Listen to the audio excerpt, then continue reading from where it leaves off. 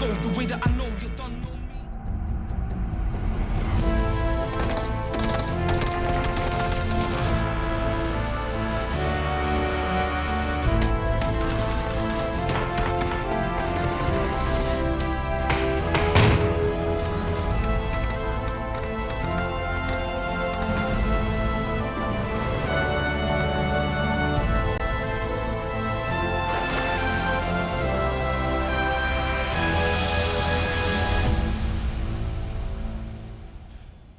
Welcome to day number 2 of the GLL Wingman Series 9 Pro Edition, I guess? Pro?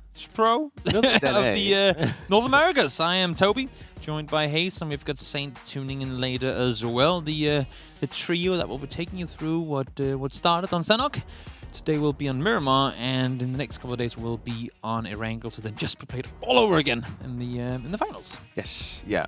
All over again in terms of like mixed with. Oh yeah, not 18 of each. And, yeah, exactly. So 18. Well, no, 16 of each from different regions. LATAM and NA all mixed in together.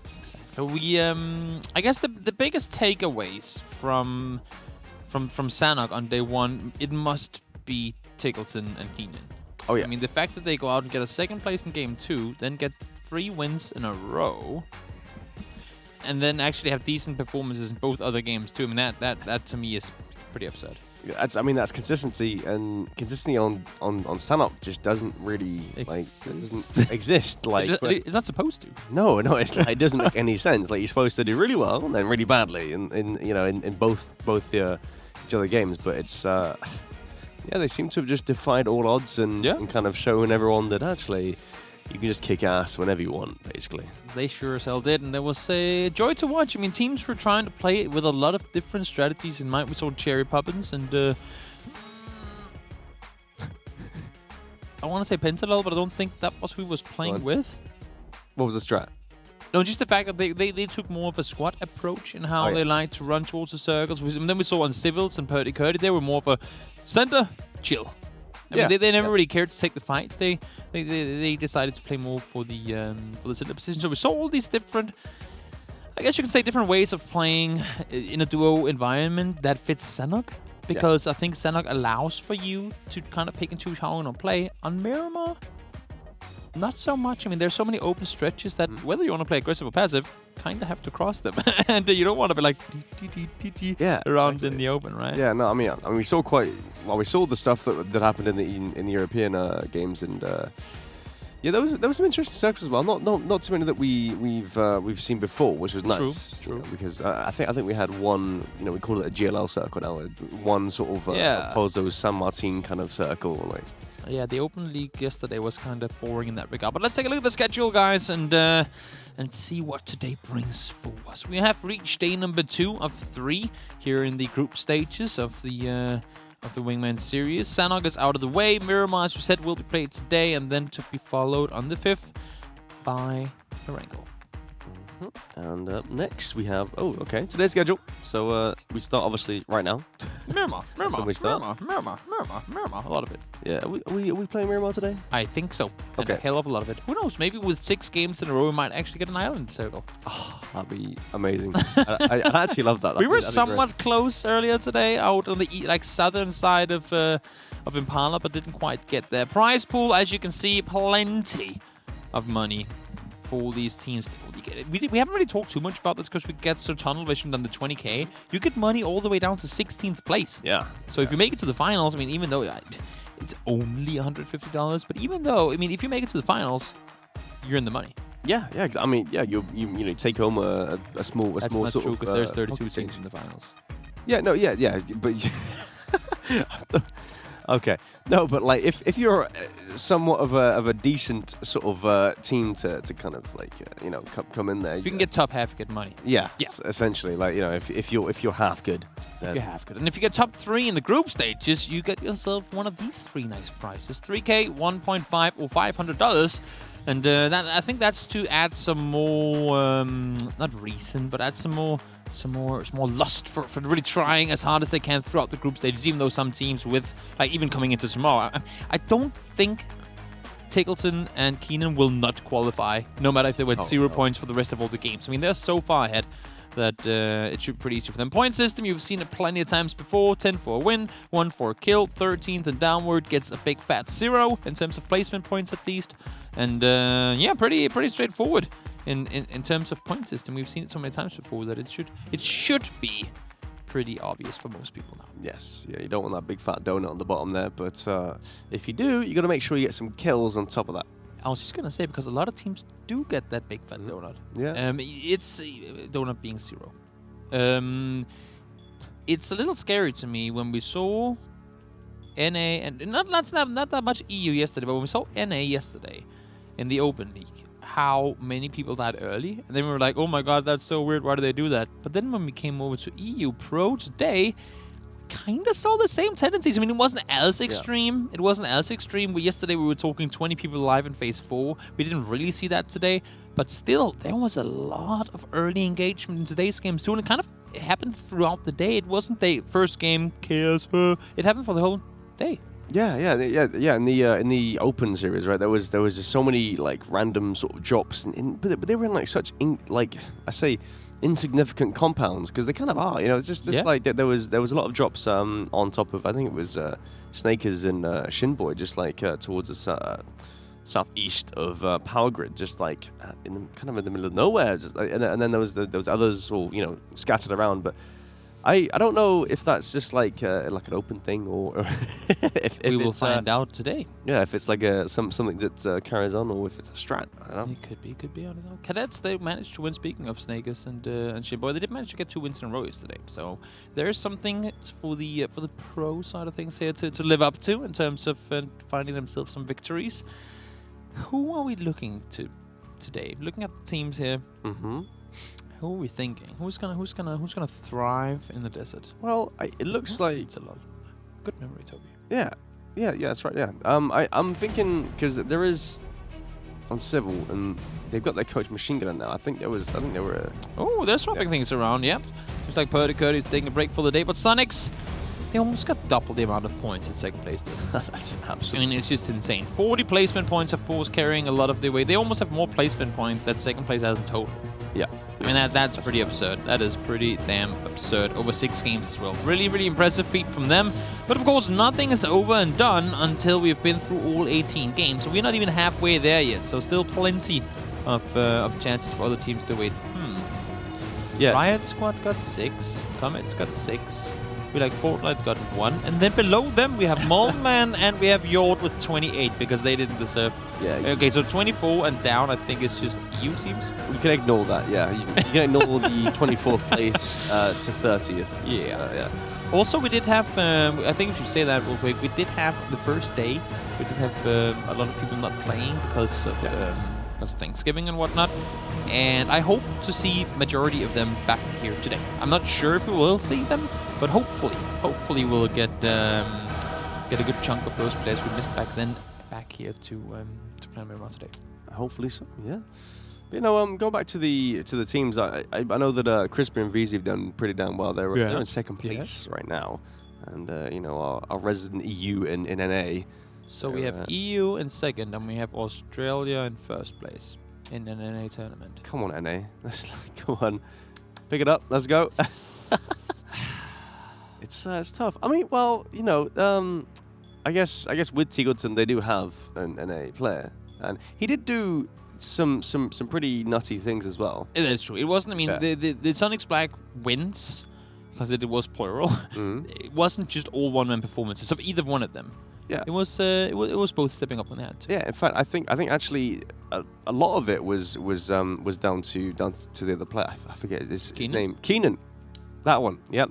I think a lot of it was down to him as well, because I remember saying that Tiggleton wasn't. He was the one to always get knocked. I feel like in the first parts, and then suddenly they just kind of went off, and then that was it. That was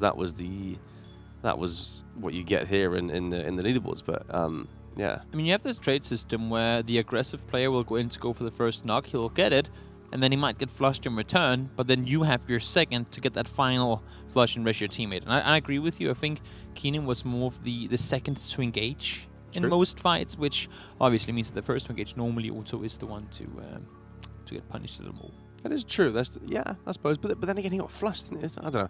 There might be some sort of some points to improve on there. But I mean, if they're looking to improve, I mean, I don't know what they could really improve on, to be honest with you. So, yeah.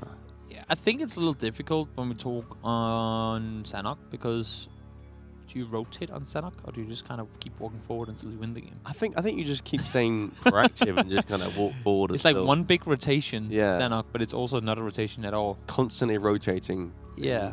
But there's one rotation, that's it. It's just like one smooth movement to the final circle and then winning the game. Whereas on Miramar, I think, especially with the circles we've had earlier today, forcing a lot of teams out into the open, we will see rotations. I mean, big all-wide rotations. I'm curious to see if we get to see those hard shift get to the opposite side of the circle type things. We haven't really seen a whole lot of that in duos, as compared to, like, you can kind of always take it for granted to happen in squads. Yeah, I think we saw a lot of them in the EU Pro. Yeah, there was quite a few sort of like hard shifts back, and then I think it was like one that was east and then shifted back west, and I think the teams that were in the center in the first circle just kind of stayed there, and then they just got the circle, and it was so it does happen, you know, to where they kind of hard shift either way. But we'll see what happens, I guess. I am very curious to see, and I understand you guys possibly are as well. Therefore, we will not want to hold you waiting any longer. I think actually we are something close to bringing you guys over towards the battlefield. Possibly. Oh, perfect timing. I love these guys. Production, that is. Smooth transition as always. Plane is in the air. 6 games coming your way today, and well, as you can see. I mean, you cannot really see it right now, but we can see it. There's just 46 players in the battlefield. So it's not a full lobby by any means. We'll give some more room for teams to make rotations early on.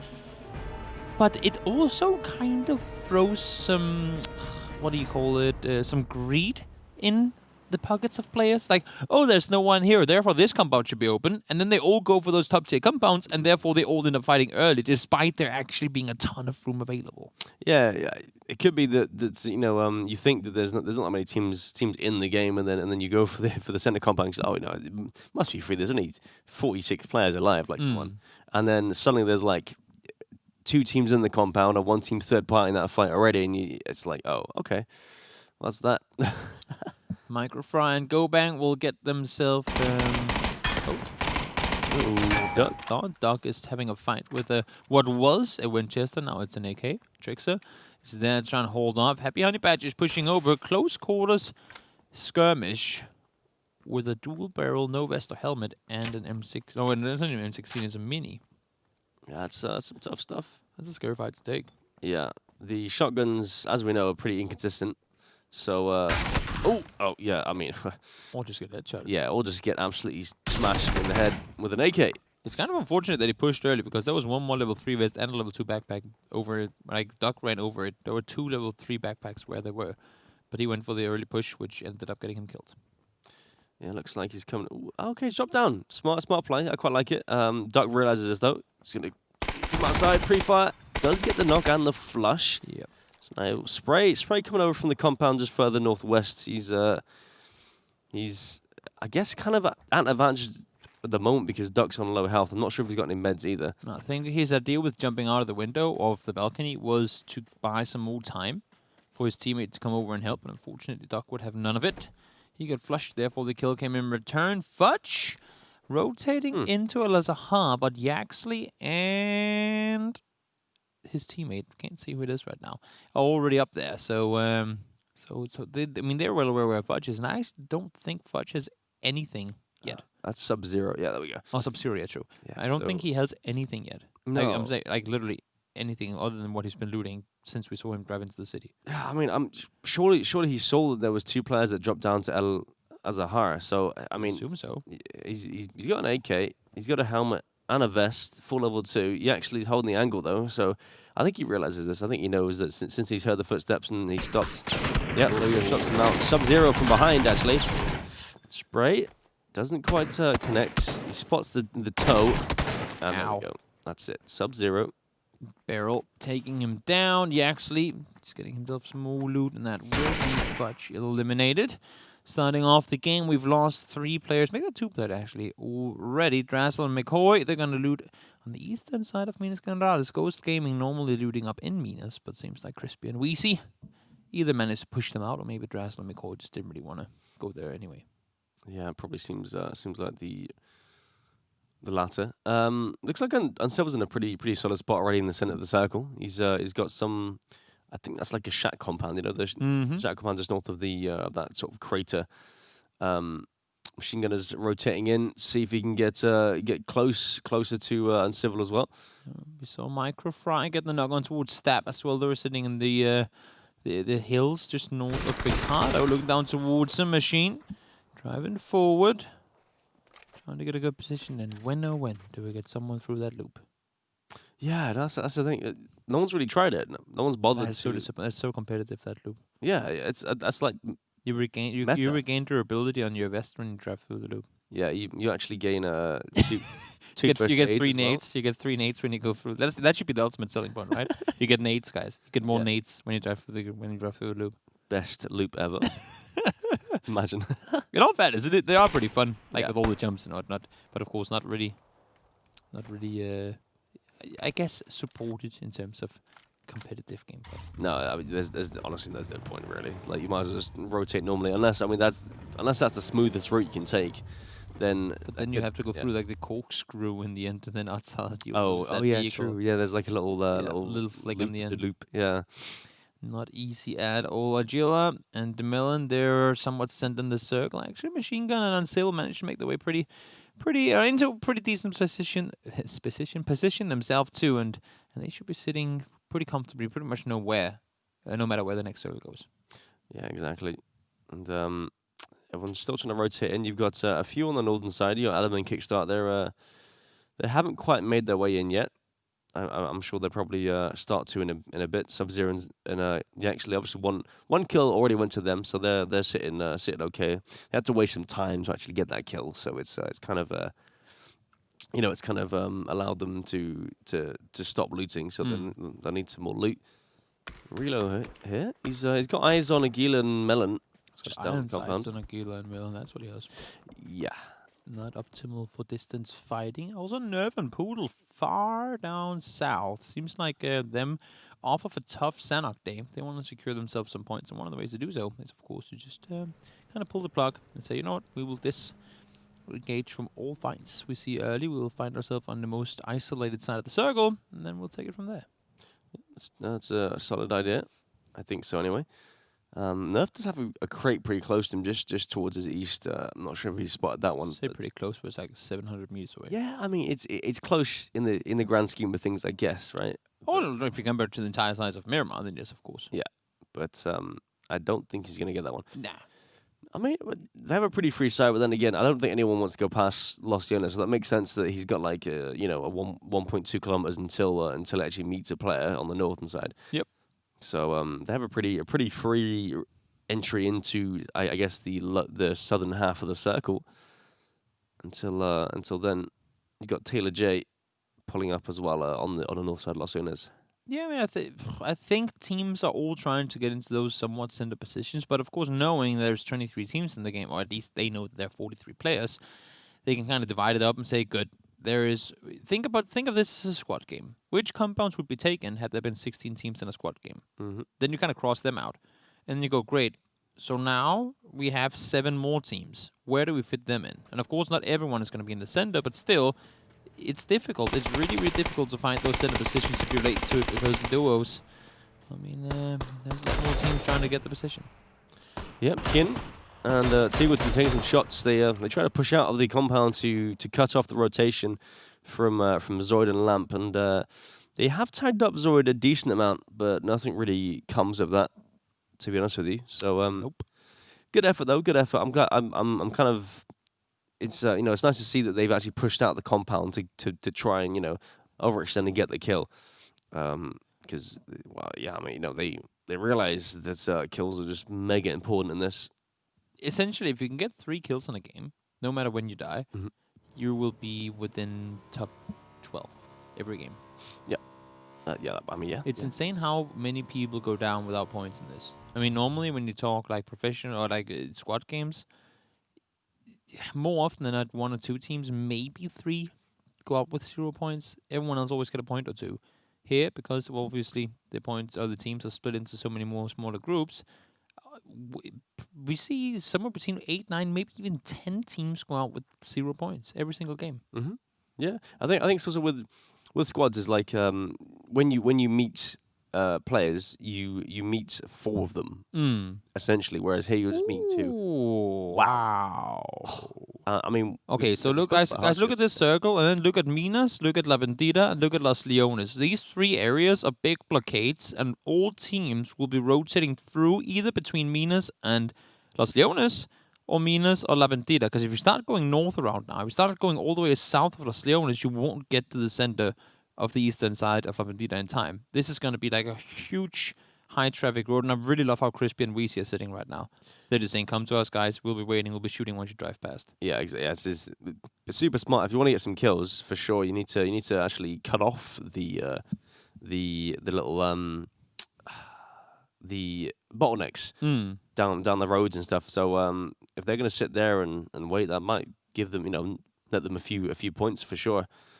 But looks like they're actually gonna move on anyway. Lots of rotations coming in. You've seen Drassel and Miko. They went straight for that north central compound. You've got Shrimsy as well. Shrimsy and RU Wizards in the Minas Generales area as well. They've got some good info from there, which it's not too bad. We had a game end over in this area in the EU side of things earlier today, and it was actually kind of interesting how big of an impact that road ended up playing. Because whenever the circle guarantees either the west or the east side of the center road from McCoy down to where Pat Caps is, you can really use it to your advantage. It has like a little bit of a incline on each side of it that you can use for cover, like as a sort of ridge line to hide behind. And a lot of teams like to play down there. Of course, there's only room for one team once the circle gets small enough. Yeah, exactly. You saw just stabbing your screen just there. He's not really moving at all, just proning and waiting. He's out of the circle, so I'm not really sure exactly what their plan is going to be. Him and Relo, but I think maybe they were waiting for someone to rotate on by. It's an option. Also, I don't think they have any vehicles. Yeah, that's also probably an issue. I think they're waiting for everyone to leave so they can maybe either run across or try and find a car and drive across. Poodle and Nerf, they were deciding to wait on the southern side, and now they have company. Wolf and Disciple are rotating around them, but unfortunately no shots have really been connected so far. I like the fact they've stopped up here. I'm not sure if this is intentional to cut off rotations, like long rotations around the south side of Los Leones, but seems to have. I say it worked out, but they did catch one rotation, but didn't get any kills from it, unfortunately. It's info haze. Yeah. Now they know there's one team east. Exactly. Now they just need to find the remaining 21. True. It's all about info and reconnaissance. I mean, yeah, you're not wrong. You are not wrong. Why is it called reconnaissance instead of reconnaissance? Answer the question with a kill. Aguila goes down, and I mean, I don't think there's any reply in terms of. I mean, yeah, Melon is just south actually, so his teammate is trying to reply it somewhat, but he's too far away to even get anything done. So he's gonna peace out, and that's a free kill for Tiggleton and Keenan. The reason I asked was because I thought of the band Evanescence. Evanescence, right? So wouldn't that be Reconnaissance? Reconnaissance, Evanescence. You know what I mean? Yeah, I'm trying to. Is that? It's like looting and looking. Possibly. The O's are different sounding, but it's just one letter that's different. Yeah, so confusing. The English language is apparently quite strange to foreign language. So therefore, we'll do the rest of the stream in Swedish. Go, Hayes. That was more Danish. I don't know. I don't think it was anything. Oh, Pensalol, he's going to get rolled up on Adam, gone down by Cherry. Nice little this. Yep. Okay. I was about to say something, and they did exactly what I was about to say. Cherry went out, took all the attention away from Adam and Kickstart. Hey, guys, I'm over here.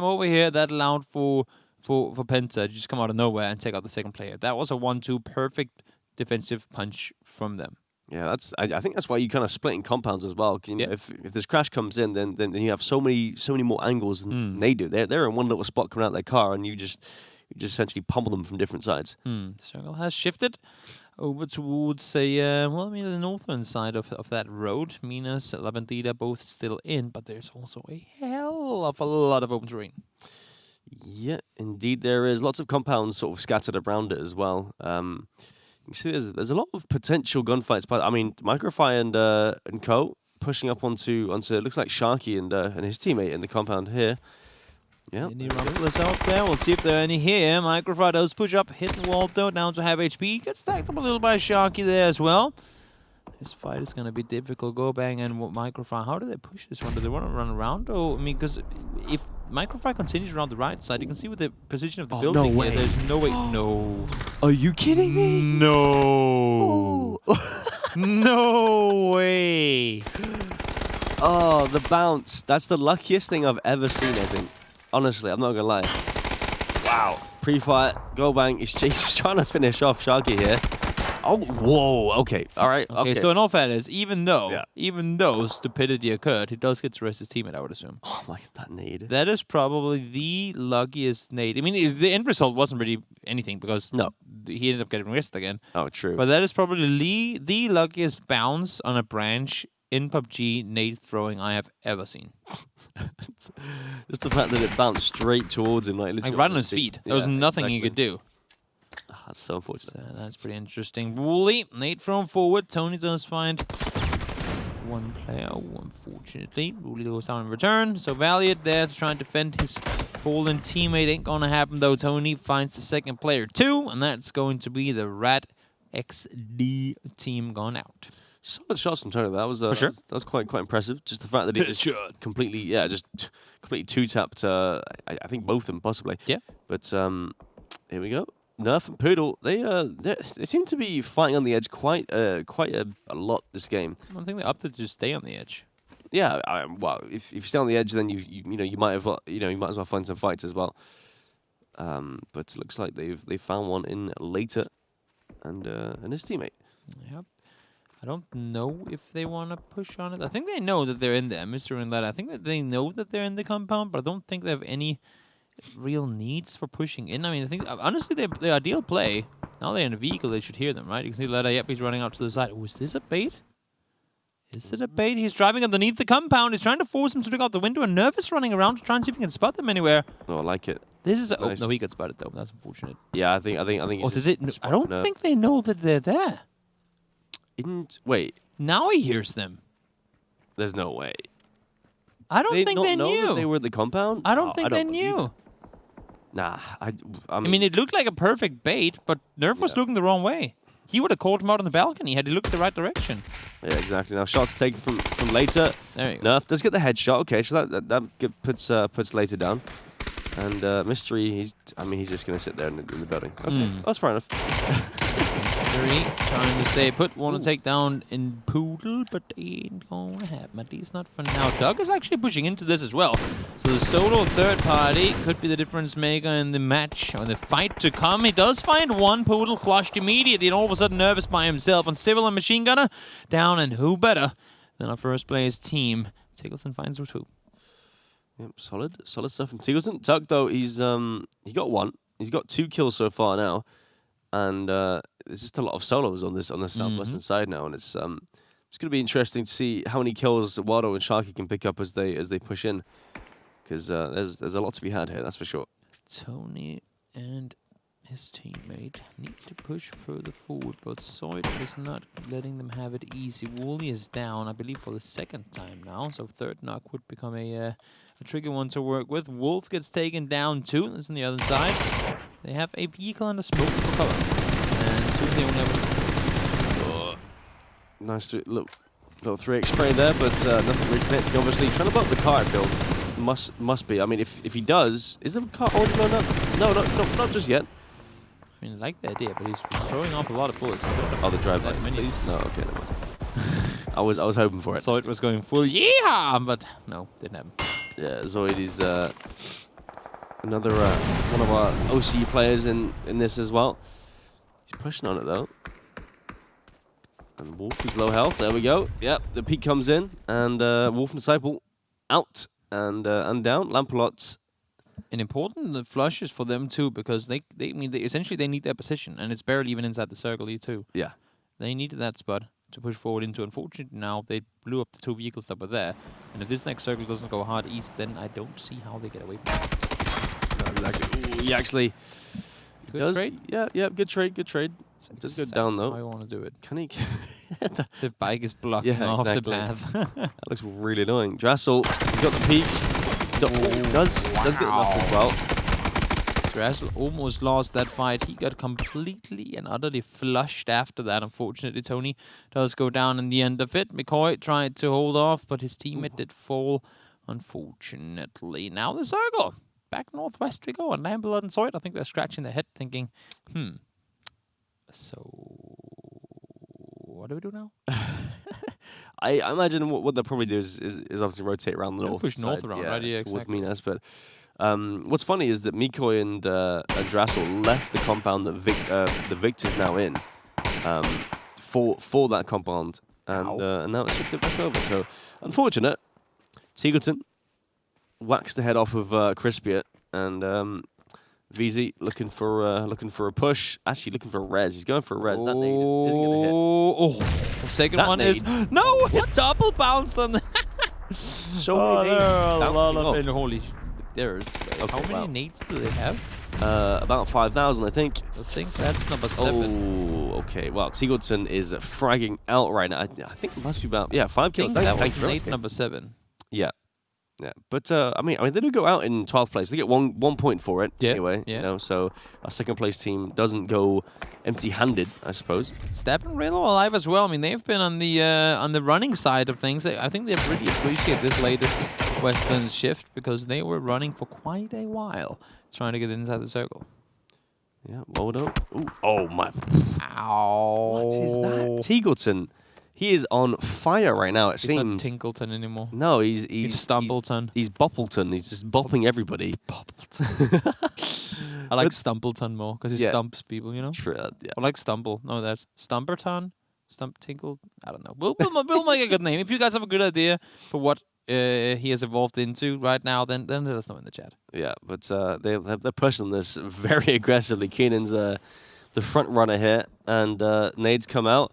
Obviously, they still have nades.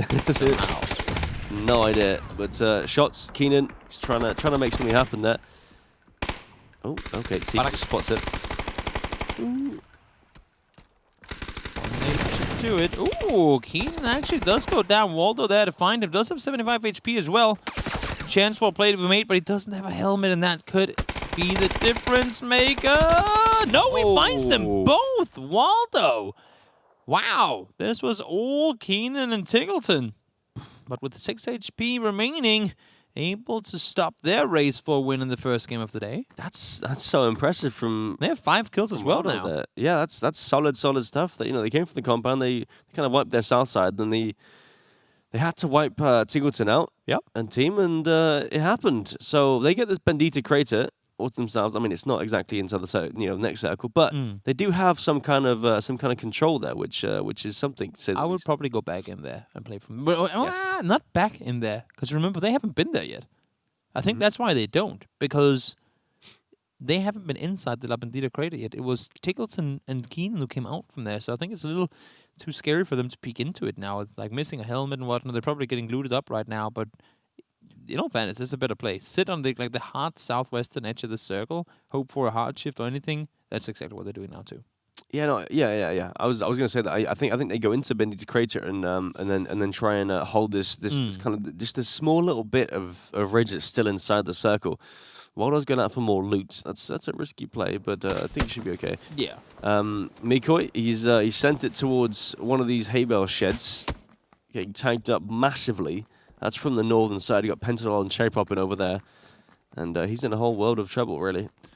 Yep. Rum Storms sharing up some mitts, wanting to make the progression further forward. And as we said, they do have a little bit of a landmass inside the circle, down on the southwestern side of it. Spray inside, McCoy inside. I love how we have these 3 solo players in each there, either shack or like with, what do you call it, a hay bale stack. Mm-hmm. And then we have Victor with like probably the best position in the game. He's just all by himself. Yeah, he's a solo player. I mean, no one's bothered to really crash it. Looks like Sharky's trying to scout it out or something to see if there's any movement at all. To be fair, if there's maybe no movement, they can kind of assume because at the point like there's only one player. He's not going to make that much sort of he's not going to draw that much attention. To be fair, if it was a whole like if we were in squads, you would easily see like at least 1 or 2 players. But now that there's only one guy in there, it's pretty easy to assume that it might just be one player. So they'll just push it. True. Did Sharky just find level 3 gear, or did he have an MK all along? I don't know actually. I mean, he's got a Mark 14. It is tagged. Yeah, so maybe he had it all along. He just lost the first fight to Tickleton. I just never noticed that he had full level 3 gear. That's new to that's new to me. But we're bad casters. We don't see things. We don't even look at the game. What are we doing? We're just talking. Yeah. Just playing Guild Wars. Whoa. Whoa! Don't talk about Guild Wars. Easy now. Spray, McCoy, what are you guys going to do from where you are? I mean, if either of them get the circle, that's like a guaranteed top 2. But if they don't, then they're dead. Essentially. Yeah. They have, looks like Stab and Reeler have some sort of cover. But it's not much at all. Smokes come out. You can see they're just there. Oh, wow, okay. Wilder has the angle. So that kind of, that puts Reload down. And now Pentalol and Cherry Pop in there. They want a piece of the action. Yep. They realize there's players in trouble over here, and they want to flush them out. Also, they realize the circle shifted south, and there's really no way in hell they're going to get there. Yeah, that's also true as well. So, yeah, I mean, it's either 3 points or probably a death. Oh, actually, Sharky gets one of them. Ow. Oh. Ow. Ow. Fortunately, that crate smoke kind of covered Penta slightly there, so yeah. bit of luck on their side slightly. With the smoke, trying to get any tags that he can. He's shooting around the vehicle. I like that. Thinking that they would still be using the vehicle for cover, even though. 4 bullets. Sharky, what can you do here? 1, 2, 3, and 4. Oh, okay. Well, he hit 2 of them. He tagged him, yeah, exactly. Spray is still inside the circle, too. I mean, no, actually, he's not. He has to move a little further forward, but he is still alive. He should know exactly where McCoy is, based on the fact that he has been, bullets have been fired. Quite massive. He should really realize. Victor has been pulled up on. Stab and Reload, they made a move. Surprisingly, they actually got out of the hellhole they were in up top there. Oh, well. Sharky just sending it somehow. Jumping around. I think this was the alternative. Yeah. One down, McCoy. Ironic that he's the one to get the kill into the player that was hard holding him on that position earlier. Penta gets full level 3 gear and an AWM. That is not bad, and that's the way to use it. First bullet fired, first kill found. Oh, Winter almost tagged up there. He's all by himself. And actually, Cherry is still alive too, but he needs to make this run forward, and that's not going to be easy. 4 teams left alive. Yeah, it looks like Cherry might be able to get towards him. His teammate is knocked now. Penta is down. That was stabbed from the compound. And actually Victor flushes that. Oh no, that's not. Yeah, that's Cherry. It is both of them. Never mind. So now it's just 2v1v1. I guess. Yeah. Yep. Watermelon is still inside on that northern side. I figured that they might have flushed him out from the north, but he's still there. He's still hanging around, and Victor's sending signs of bullets to her to say hello. I wonder if Watermelon has anything to play from in the open. Can we do like a quick overview of what we have available in the in this area that is not inside the compound? Is there is there only harebells? Or only cactus and palm trees? It's like just a few small ridges. There's no tips, no nothing. Yeah, well, like this movement from Victor, this will give them some sort of advantage when Stab and Reload try to push through the buildings. There's one rock up there. You can see it. Out to the east of the compound. There's one rock that he can run to. Yeah. And apart from that, I mean, there is a slight few ridges. If they have smokes. If they have smokes, they can probably push towards that. I mean, that rock is going to be center circle. So if Wintermelon can time his push with these 2 teams fighting, then he should be in a pretty decent position.